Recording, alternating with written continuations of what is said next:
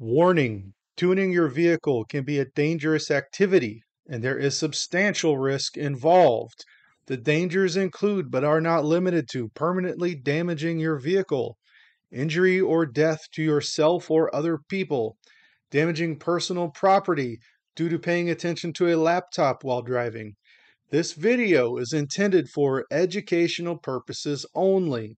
Before altering the calibration of your vehicle, you should verify it is in proper working and mechanical condition. Have a working basis of knowledge of how your vehicle works and how the components interrelate, and understand how your tuning software works. Bottom line, you and only you are responsible for making your own decisions, as well as accepting the consequences of those decisions. I cannot be held accountable for your actions. Okay, welcome to part one of the 6L80E Manifesto, Treatise, Compendium, Comprehensive Guide, everything you need to know to live by and die by the 6L80E.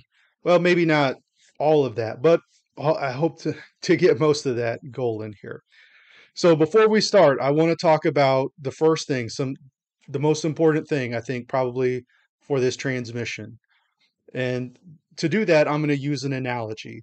You've all seen the post on a forum or in Facebook or wherever where someone chimes in and they say, "Hey, I just bought this car. I'm new to the platform.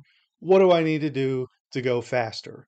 And then some jackwagon will say, "Oh, buy a cold air intake. Add 5 horsepower." And then someone will say, "long tubes." And someone will say, "Oh, buy a supercharger." And then someone will say, "Nay, buy a turbocharger." Those are all viable things. But then you have the old wise man that chimes in and says, "Well, what is your goal and what is your budget? You just want to drive around on the street and have something that sounds decent, or do you want like a 7-second dragster or something? And how much money you got to spend, right?" Well, that same thinking really applies to this transmission. A goal and a budget. Our goal is the shift time. The next part that goes into that is, well, how do we achieve that shift time? And that is through pressure. Back in the old days, your grandpappy's Ford F-150, he'd throw a shift kit in it and, like, "Oh, I'm so cool, it barks the tires every time I shift." But that's no good. That's how you wear out parts. And, it's not the best way to go about it. So pressure is a bad thing. We don't want pressure. We only want the least amount of pressure we need to hit that shift time. And no more, no less. More pressure is going to lead to damage. So use as little as possible. And that's what the adaptives are. Love them or hate them. And the adaptives have got a bad name, but we'll dig into that. I mean, they're a good thing. You just need to know how to talk to them and make them sing for you. So in the end, less is more. All right, so let's start digging into these settings and see what we can kind of trouble we can get into. Actually, I'm kidding. We want to avoid the trouble. Now, it goes without saying, as I mentioned in the first video, this is assuming you're starting with a stock tune. You may have changed some things, but at least for this, I'd recommend going back to something safe and predictable and working your way up from there. If you've altered the shift scheduling, like when it shifts for wide open throttle or part throttle, you can keep that, and most likely you can keep your torque converter settings as well. We're going to cover both of those in a future video, but at least for anything doing with the pressures and timing and adaptives, we're going to start from scratch on this one. Before we get into it, though, I dig the history of things. Maybe I'm just a little bit nerdy, but I get a kick out of those old forum posts back when the Gen 4 stuff was brand new, and there just wasn't a whole lot of information in general for the transmission, but also the number of tables available in HP tuners was a lot less. And so when you have a lot less tables, all those guys were really scrutinizing, well, what does this one do and how does it work? And so one of the early on tables they had was this inertia factor profile.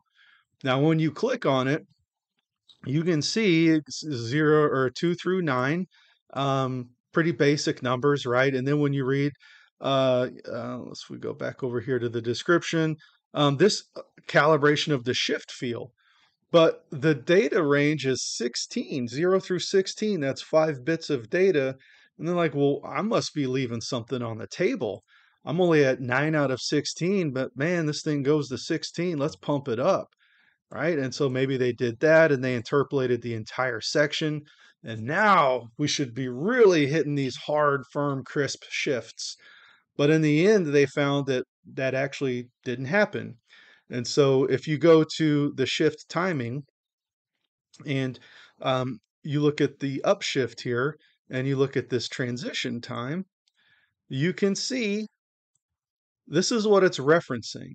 The factory only built in 1 through 9, and 1 is 0, but everything else, at least factory tune on my car, is a quarter of a second.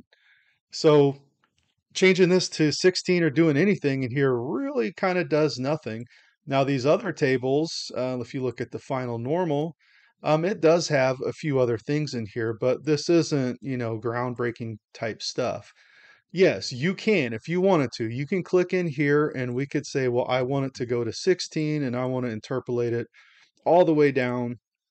But you haven't really gained anything by doing this. I mean, you could change these numbers, but it's really not going to map or change much at all. So if you've done it, and I don't think anybody really messes with this stuff, but I just thought I'd point it out that it is there and just kind of just something to think about. All right, so let's move on to the next thing. Okay, so the next thing, let's talk about shift pattern profiles. So to get to that, we're going to go to shift pressures, general, and your car may be different, and some of these aren't even valid. Like, my car doesn't have four-wheel drive, so some of these are used and not used. It just sort of depends.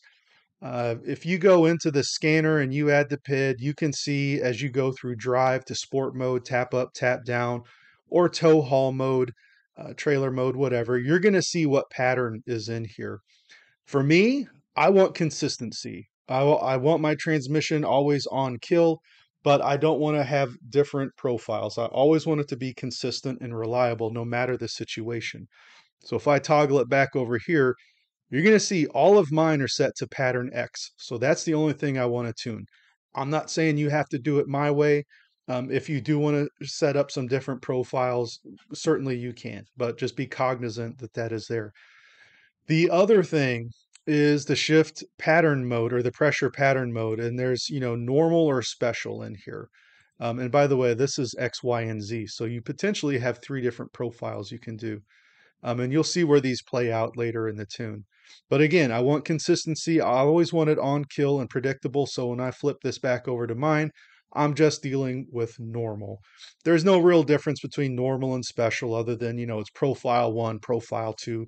You can set it up however you want to, right?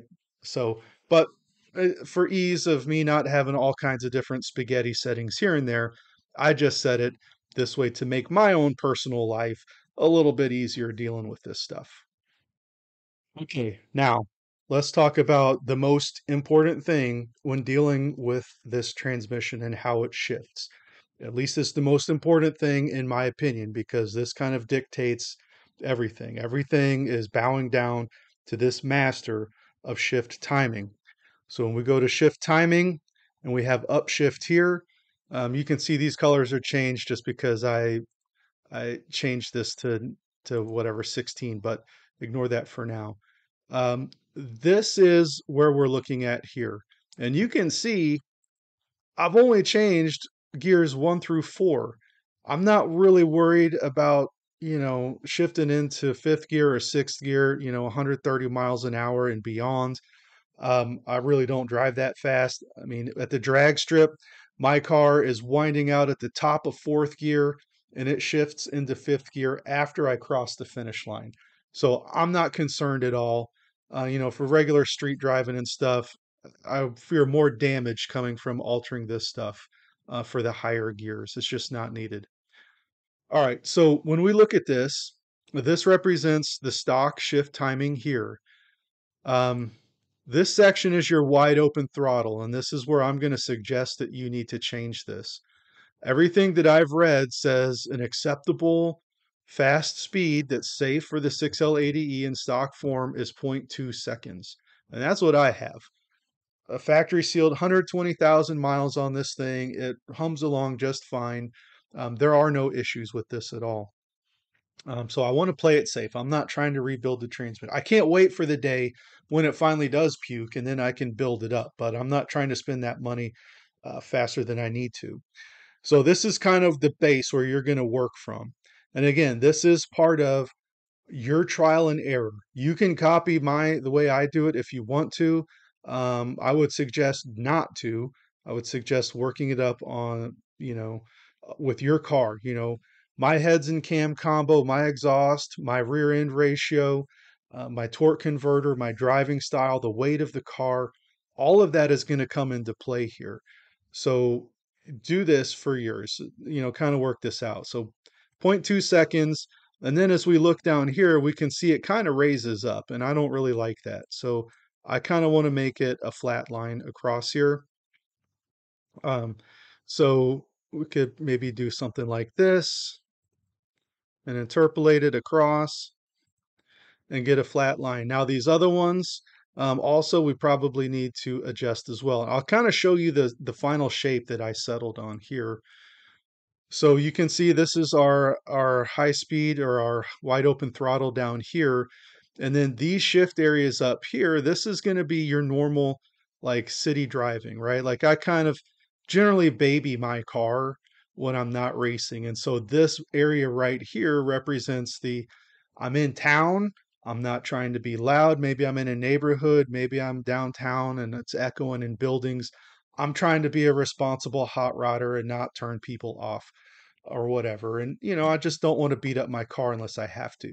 So I want it to glide off the line and have nice, quick, smooth shifts. So I've dropped the shift timing up here.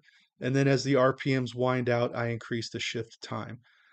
For this area up here, this is going to be like, if if maybe you've floored it and you've accelerated really fast and it hasn't upshifted, but then you let off the throttle and you're kind of coasting, this is what this shift is for, and I've more or less left it stock.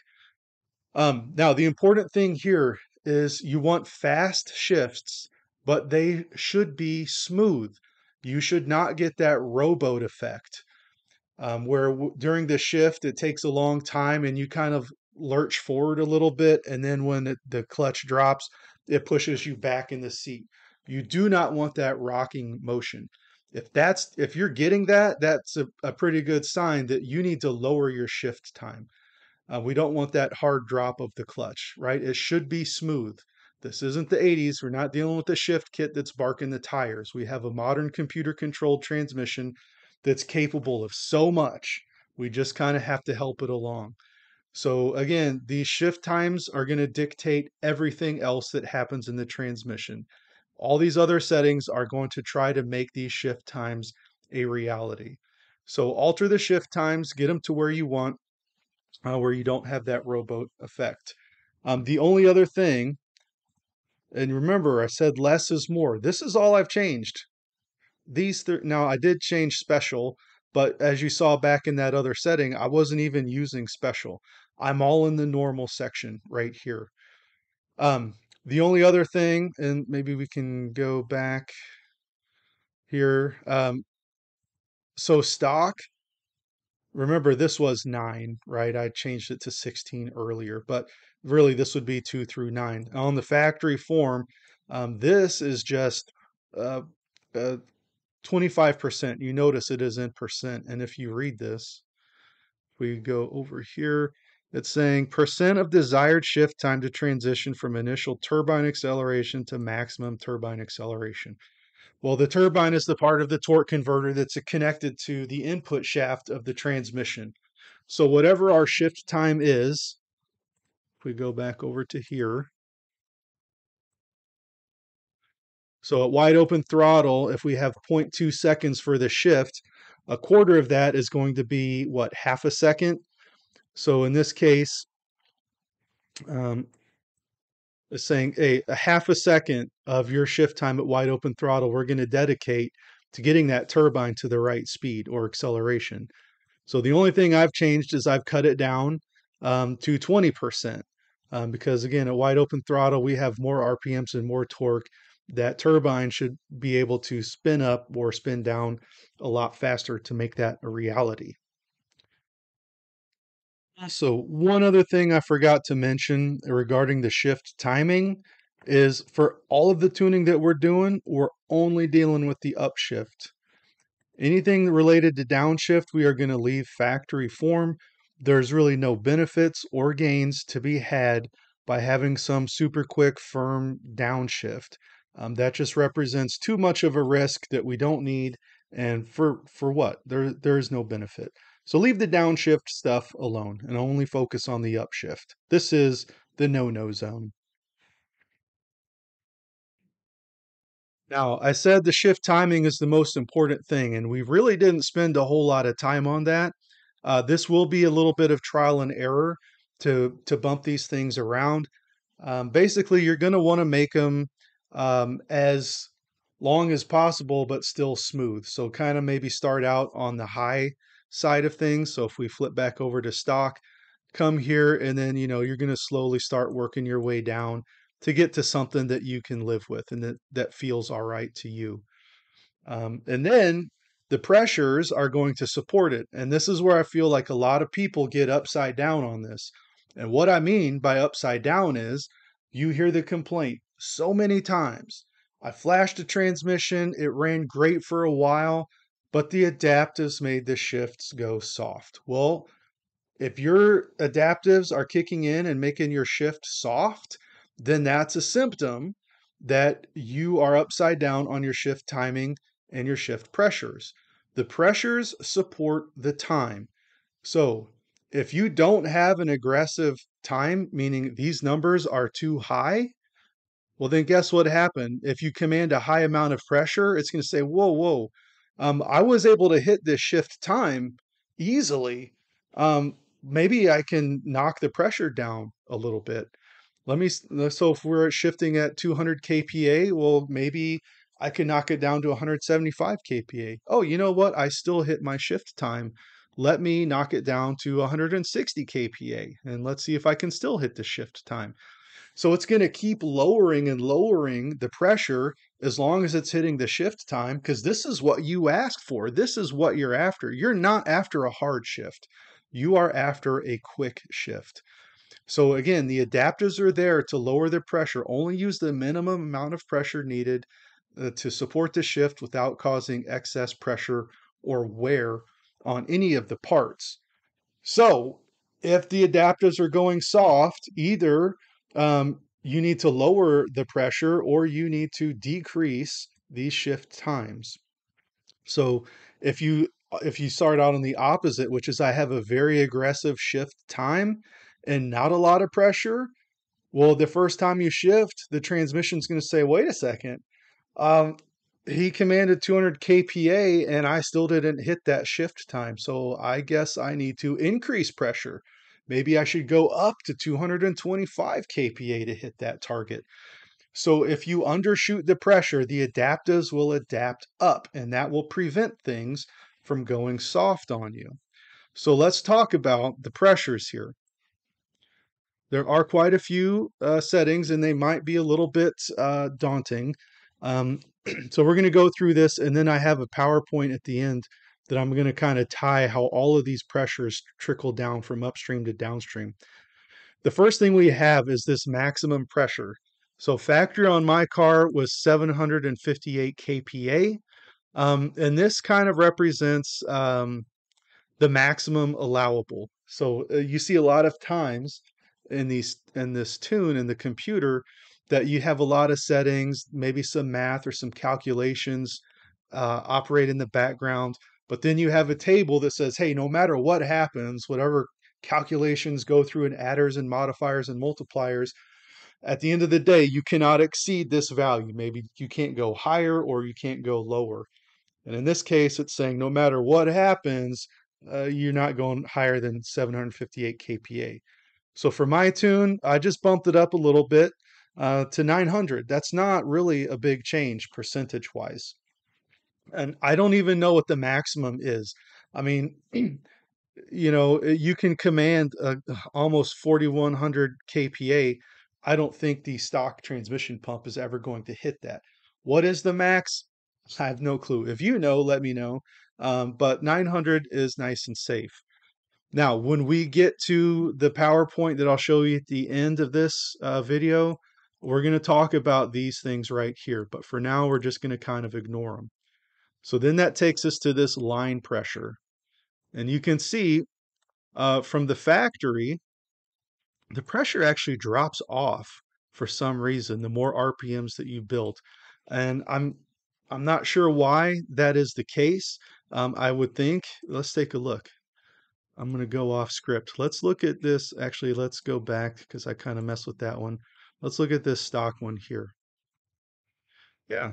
So this makes sense then, I guess, in the context of this. Look at these shift times for the wide open region. So at maximum torque, as RPMs climb, it's commanding a slower shift time.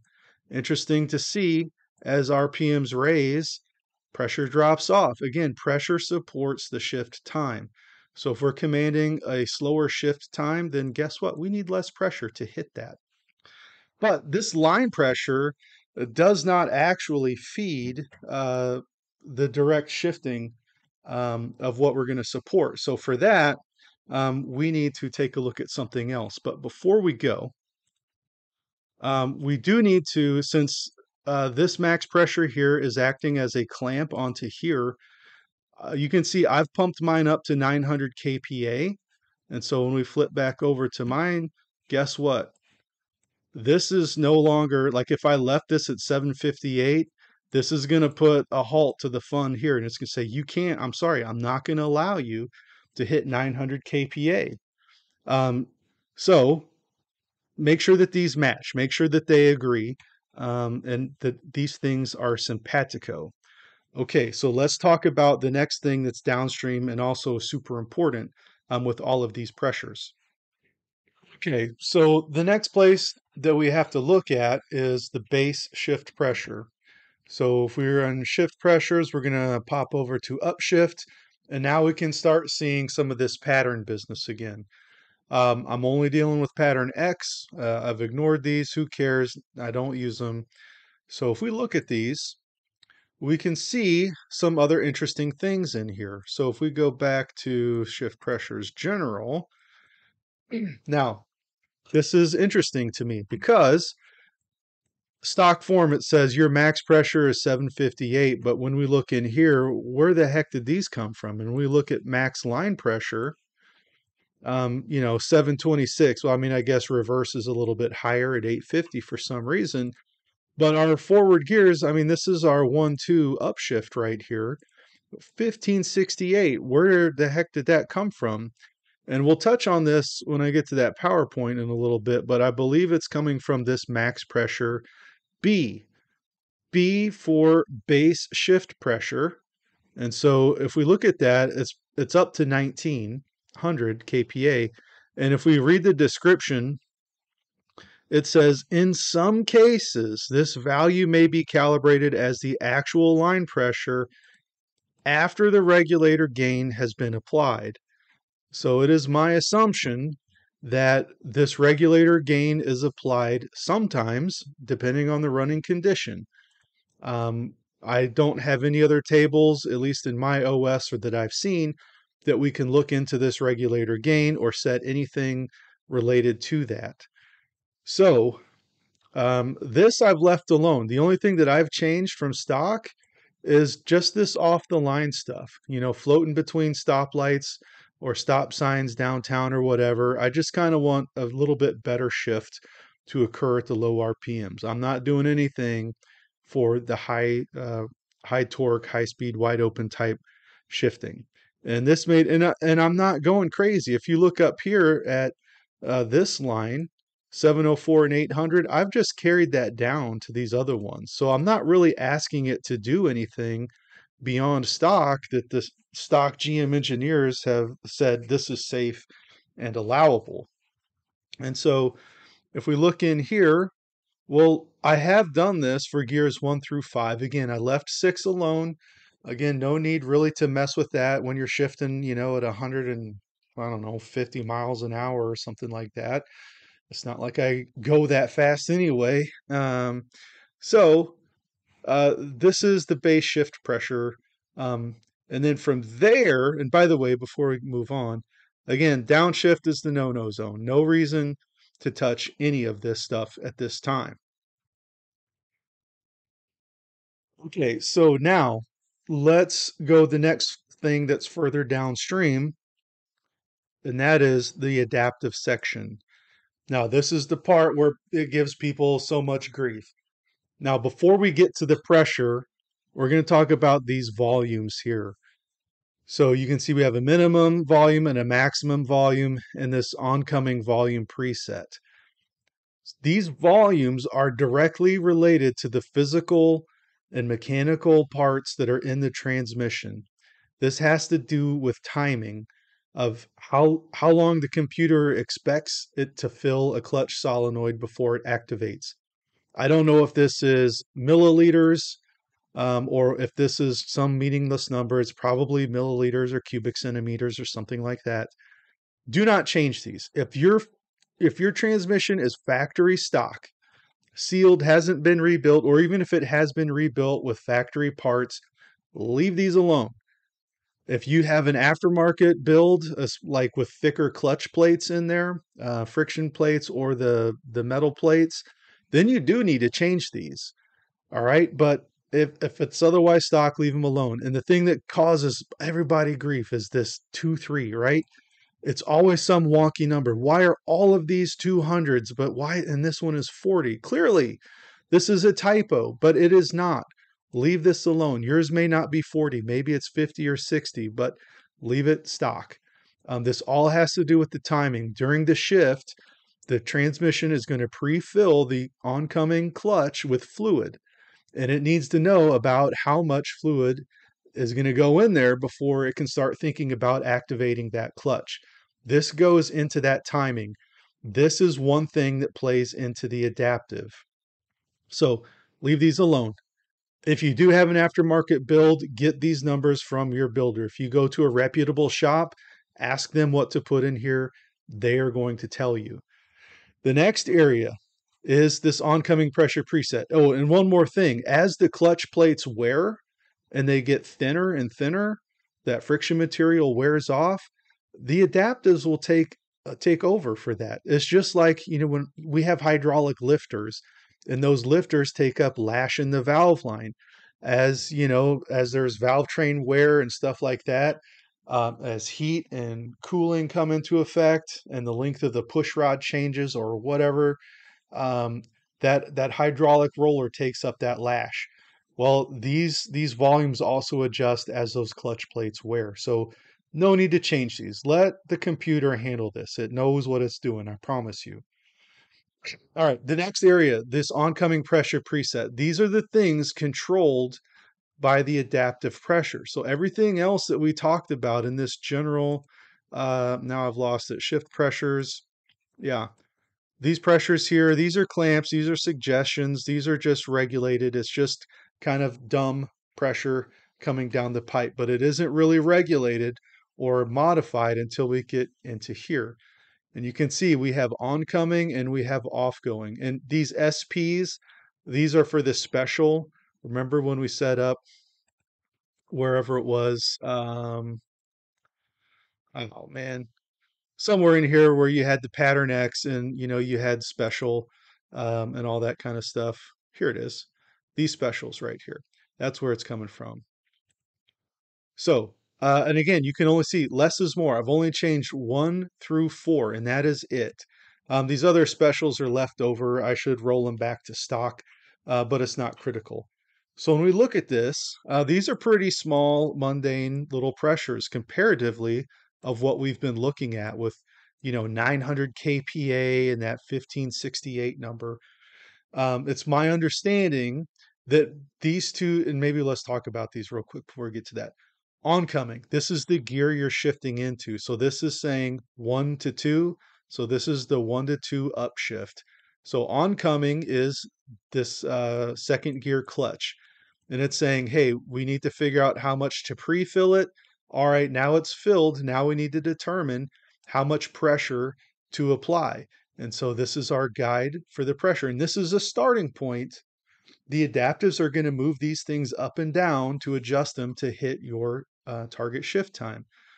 Off going, this is for the 1-2 shift. This is for the clutch on gear 1. So basically, we're going to disengage the first gear clutch, and then we are going to engage this other clutch. The more pressure we apply to these, the faster they move, and the faster they move, the faster we can get the shift done. So the next thing we need to discuss here when we look at this are these numbers, 0, 1, and 2, and we'll dig into that in a second, but at least know for now, 0 is going to be very low torque coming from the engine. 1 is going to be, your mid-level torque, and then 2 is going to be high-level torque. So in other words, how much pressure do we need to use to move these clutches is going to be based off of how much torque the engine is making. More torque, we're going to use more pressure.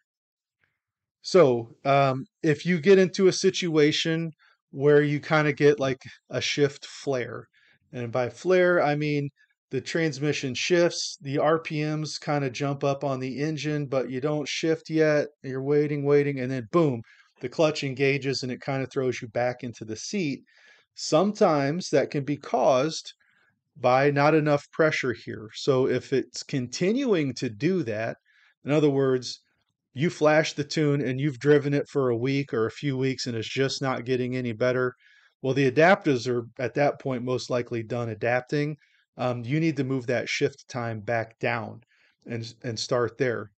The other cause that could be the case is both of these pressures are coming from that base shift pressure.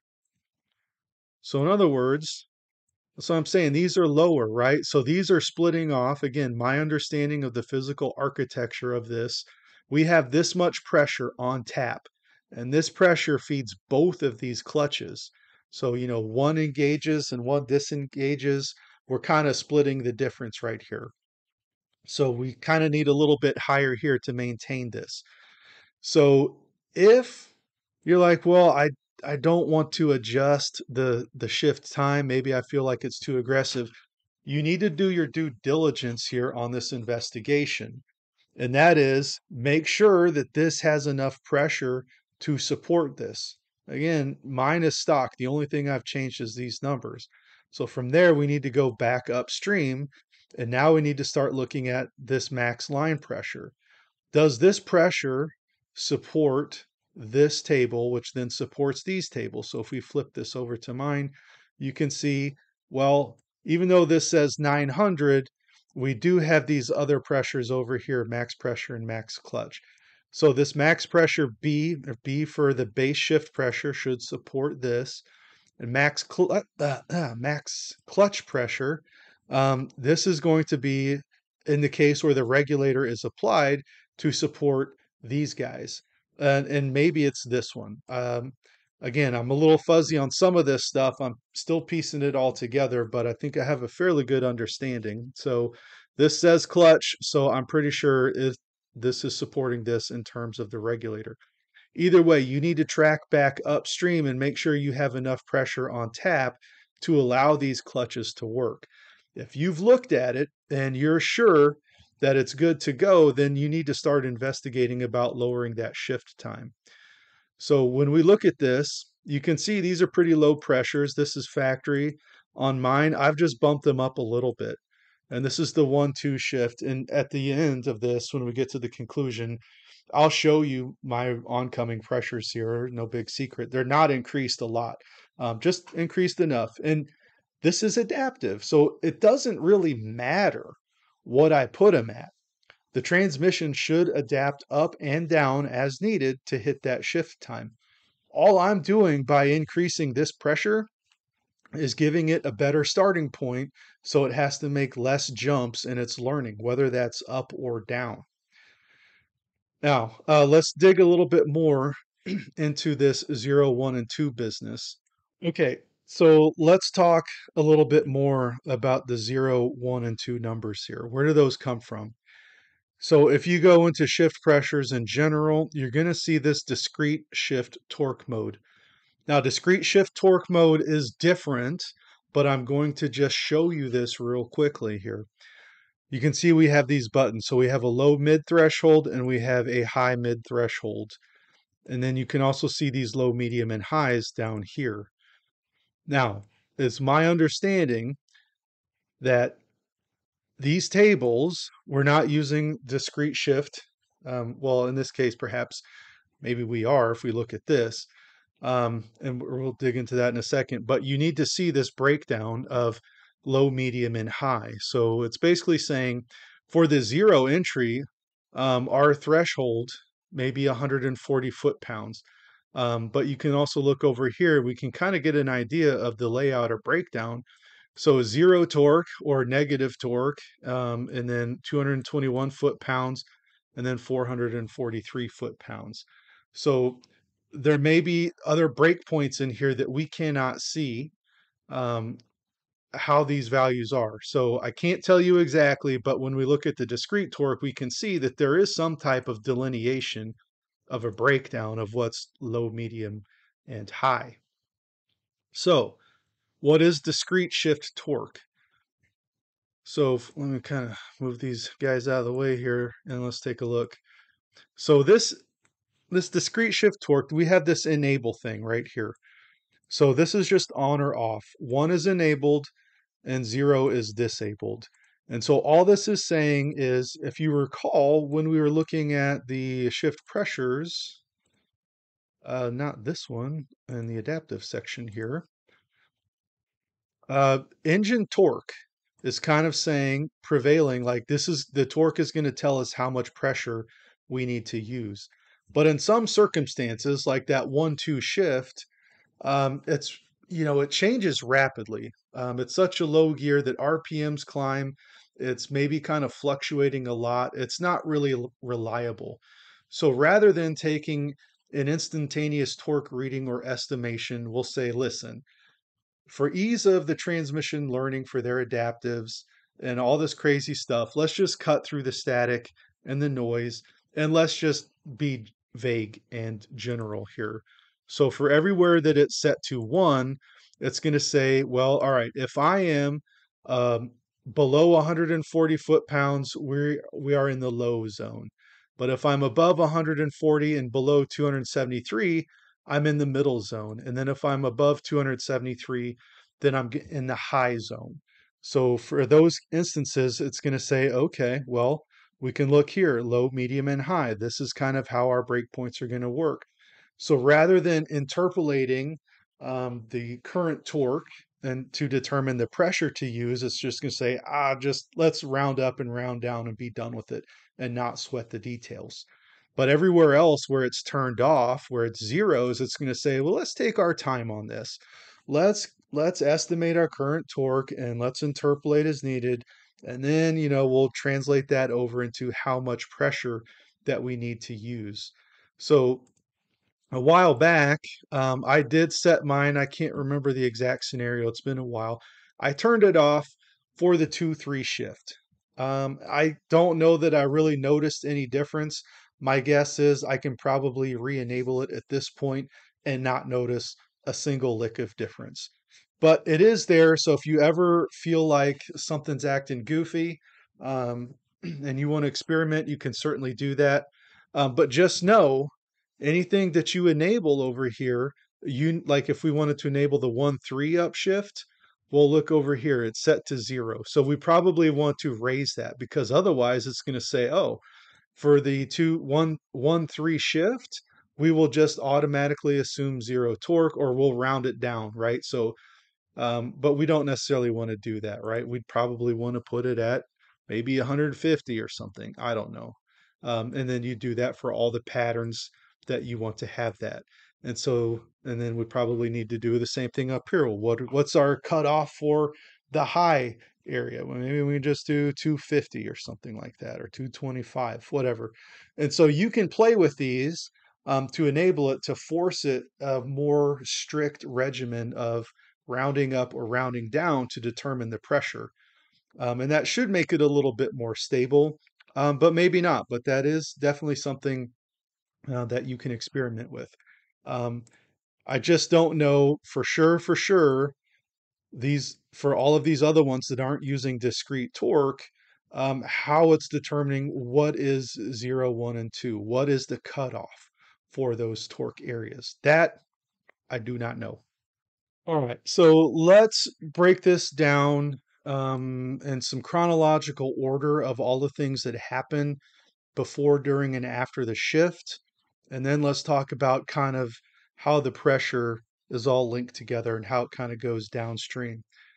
So preparing for the shift, we have the ambient line pressure, just in general, being capped and maintained by that one max pressure table, and there's the number for that. And then we have the base pressure or the base shift pressure table. And so that's kind of determined by the RPM and gear. And then it also has its other caps here. So when the shift is commanded, it says, all right, and by the way, the shift is commanded part throttle. It uses the accelerator position and vehicle speed. Wide open throttle uses RPM and speed. But either way, whatever happens, a shift is commanded. So at that point, torque management kicks in, and we're going to dig into torque management in a future video in this series. But for now, we're just going to say we know torque needs to be reduced for this transmission to shift safely. So after that, the oncoming clutch starts to fill with transmission fluid, and we talked about this volume. So the transmission kind of has a general idea. How much pressure do I have behind it, and how big of a volume do I have to fill? So it's going to fill that. And then if your torque converter is locked up, it's going to come unlocked. There is an option in the torque converter setting to unlock it or keep it locked during the shift. But assuming it is locked at the moment and you command it to unlocked, it will unlock. Offgoing pressure is applied to disengage the clutch. And then again, we still have the 0, 1, 2 thresholds we just talked about, versus, if it's discrete or not, and so on and so forth. And then the oncoming clutch is applied. Again, it's going to look at, well, how much pressure do I need, which is going to be determined by the engine torque initially, but over time, the adaptives are going to say, well, I know based off of the current torque exactly how much pressure to apply. And then after the shift occurs, torque management is removed. In other words, you go back to normal torque if needed for criteria for the torque converter. And by the way, we will talk about the torque converter in another video here in this series as well. If the conditions are met to lock it up, it's going to lock up. And then after it's all said and done, the transmission is going to sit back and have a little retrospective and say, well, did I hit my shift time or not? Yes or no? And it will increase or decrease the adaptives as needed. So as you can see, it's all about that shift time. So be aggressive on your shift time and not as aggressive on the pressure, and you are going to hit that. Now let's see. This is my oncoming and offgoing pressures. And these are just for the ones I've changed, gears 1 through 4. We have the oncoming ones on the left and offgoing on the right. So stock pressure versus what I have, and this is the percent change. So HB tuner style of just multiplying, 1.25 or whatever. But you can see the delta in here. And in general, I would say if as you're messing with the ongoing and offgoing pressures, start out small. This isn't something that you want to make big changes in terms of just raw kPa. So anything, 5, 10 kPa at a time, maybe up to 40 at a time, but this should be a small increment kind of thing. Again, the adaptives are going to do most of the work for you. You just want to give the adaptives a good foothold to move forward on. Okay, so putting everything together as far as the pressures, how they're regulated and flow downstream, simple block diagram. We have the transmission pump driven off the input shaft of the transmission, and it supplies pressure defined by the maximum line pressure. And then we have the max line pressure versus RPM versus gear. And then from there, we have a decision point. And again, this is my understanding based off of the description in HP tuners about that regulator gain being applied. It's not exactly like any of this stuff is clearly documented. I don't think GM ever really intended for anybody to do what we're doing. So I may be wrong on this. And if you know different or have other information, believe me, I'm all ears. Please let me know. I'm a student of learning. So depending on what path we take, this pressure then will either feed into this base shift pressure, or if regulator gain offset is applied, it goes into this area to modify this pressure here. And then from there, we can either go straight to the clutches, ongoing and offcoming clutch, to control those, or again, depending if that regulator gain is applied, we go to that max clutch pressure table. After it's all said and done, the adaptives are just working here at this level. So everything else that's not this is just a simple dumb cap, right? Like we specified how many kPa to use, and no more than that. And then so the adaptives really are only controlling a very small part here for the volume and the pressure on those clutches. So if we put together the individual components within HP tuners, you can see the max pressure here is controlling this table. Sometimes we're going to have the regulator gain applied here.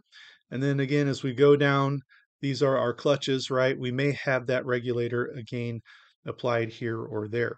Again, this is my understanding. I may be incorrect on this. Love to hear any information you have about anything different. Okay, to flash the tune once you've worked everything up, it's pretty simple. You probably know where this is going. We're going to click the right vehicle option. I like to only flash one thing at a time, whether it's the ECU or trans. I'm also going to disable the fuel pump control module here. And so we're just going to do right calibration. Avoid right entire unless you have a specific reason to do that. Same thing goes whenever you flash the ECM. Typically, right calibration is what you're going to be doing 99% of the time. At this point, I'm not going to flash it, but you would just hit the right option. And on my car, it takes, I think, 45 seconds or so once it's connected and actually uploading the tune. So I'm going to hit cancel here. Now, after the tune is flashed, I would suggest that you need to turn the car off, take the key out, close the door and let it sit for a second to give it a second to reset, and then go back in and start it from scratch.